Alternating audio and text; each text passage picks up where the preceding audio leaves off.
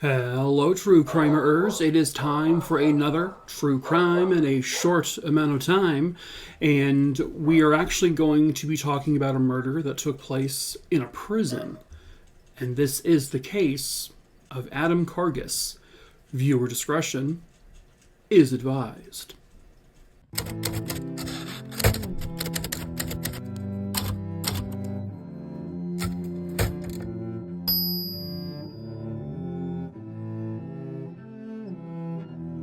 So this case takes place in London, Ontario, Canada. And this happened at the Elgin Middlesex Detention Centre. It is a 450-bed maximum security prison. It actually was at one point labeled basically the deadliest jail in Canada. Since 2009, there have been 20 deaths at this prison. This one is by far the most brutal. Adam Kargus was a 29-year-old man who was in that particular prison serving a 90-day sentence for, fraud charges. Nothing violent or extreme or anything like that. He shared a jail cell with a man named Anthony George. They were in cell number 3, which was in Unit 6. Apparently, Anthony George, who I'm not entirely sure why he was in the prison initially, what he was serving time for, but he was known as someone who had a violent temper, but he would have a lot of outbursts, in particular when he was drinking alcohol. And he was concocting a brew in their shared jail cell in the toilet. I'm sure you've heard about this, where prisoners make their own alcohol using like fermented fruits and whatnot. So it was Halloween night 2013. Adam and Anthony were in the jail cell, and allegedly Anthony had consumed all of the alcohol that he made in the toilet. And he was also apparently on LSD, where he got from who knows where. It happens. And he then asked one of the guards in the prison if he could make a phone call. The guard said no. And this apparently really pissed off Anthony. And he began to, because he was drunk and high, basically, he had a very violent outburst, which he decided to take out on his cellmate, Adam Kargus. For the following hour, he beat, kicked, punched, severely beat Adam. Adam could be heard by several other inmates on the lower floors, the upper floors, the same floor. They could all hear him screaming in absolute agony, in pain. He is one of the prisoners can see him through the cell, covering his hands, screaming and begging for help, and screaming for Anthony to stop. But Anthony wouldn't stop beating him. He basically was like slamming Adam's head into the wall repeatedly. Here's the kicker. This prison is reportedly understaffed, and it's also reportedly has too many inmates. I know this is a common issue, obviously in Canada, but also here in the States, it's an issue. But there were 2 guards on duty that night. There was the operations supervisor, whose name was Stephen Jerkis. And then there was the correctional officer, Leslie Lonsberry. Reportedly, one of them, they claimed that they were in the control room. And there was also claims that they knew that there was alcohol being brewed in this particular cell. It was even notated in the control room, but I guess no one did anything about it, even though they knew that Anthony had an issue with alcohol and becoming violent. They did nothing. And this was like days. They knew about this days ahead of time.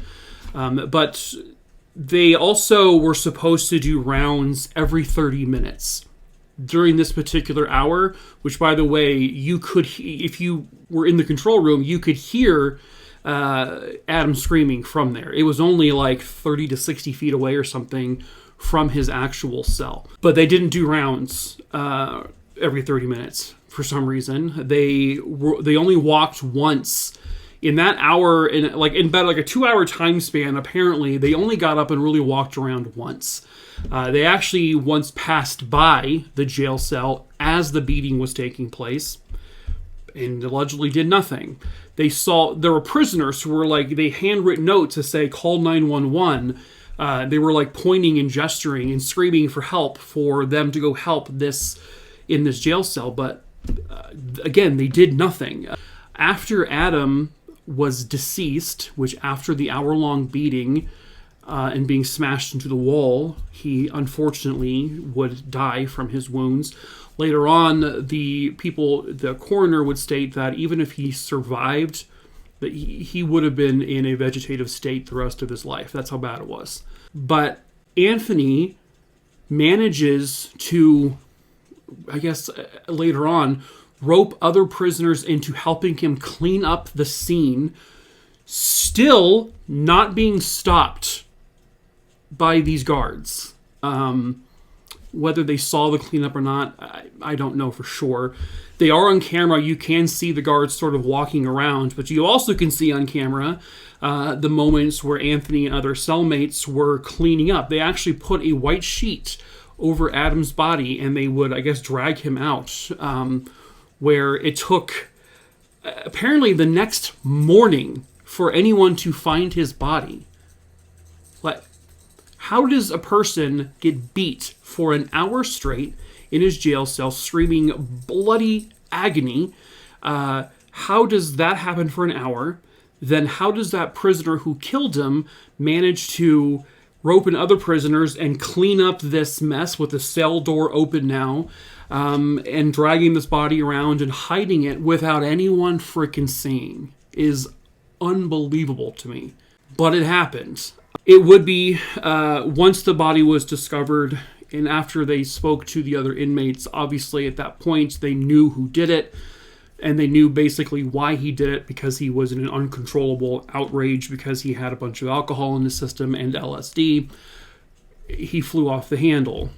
So Anthony would be arrested, of course, and he would be charged with second-degree murder in this case.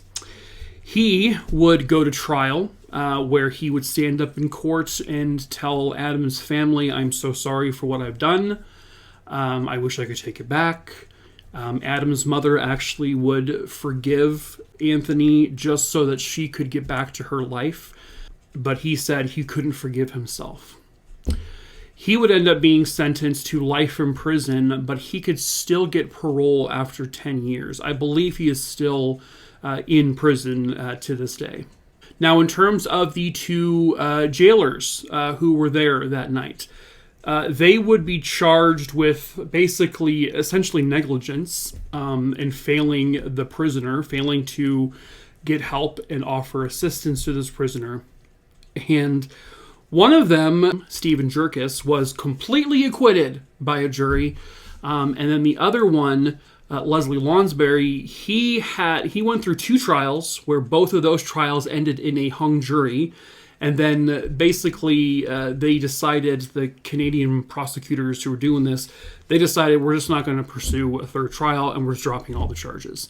So these two, who I believe are now former jailers, I don't believe they still have their jobs, but they were not found guilty of any criminal wrongdoing, even though it was their job to protect these prisoners, and they failed. Unbelievably failed. I mean, I know they're prisoners, and a lot of people look down on them, but they're not all there for the worst reasons. Yeah, you break the law, you go to jail, but Adam was there for fraud, which is obviously not good, but you should protect these people because they're still people. I don't know. It's insane to me that a person could be brutally beaten and murdered for the course of an hour, and The people who were there to stop it don't stop it. This also could have been completely avoided had they done something about the fact that they knew he was brewing alcohol in the toilet in his cell. They could have done something about that, but they didn't. And who knows? That could have actually literally prevented this murder from ever taking place, because they had the ability to move him to his own cell. He actually pretty much towered over Adam, like he was bigger than him. And knowing that he was making alcohol and knowing he's violent when he has alcohol could have posed a threat to Adam. But again, they knew about this days ahead of time and just did not a damn thing about it. And they did have the available cells to put him in his own cell, but they did not. And now Adam is dead. Adam basically died alone and petrified, and he died in a very painful manner because he was alive for the majority of the beating. His family described him as a unique, one-of-a-kind individual. He may have had issues with run-ins with the law, which he was serving time for breaking, but he just didn't deserve this. And he deserved better from the people who were there to supposedly protect him. But that is it for this case, and I hope you found it interesting. As usual, if you are stumbling and falling into this channel for the first time, hi, I'm Mike. I'm making a true crimerer. I tell true crime stories, so please subscribe if you are into that. I have a whole bunch of videos on here, a whole bunch. Yeah, so pretty much that's the end of the video. I'm very bad at ending videos. Just ask a few people. I don't know what I'm doing. I don't know how to say goodbye. Goodbye. Goodbye. Goodbye. Oh my, goodbye.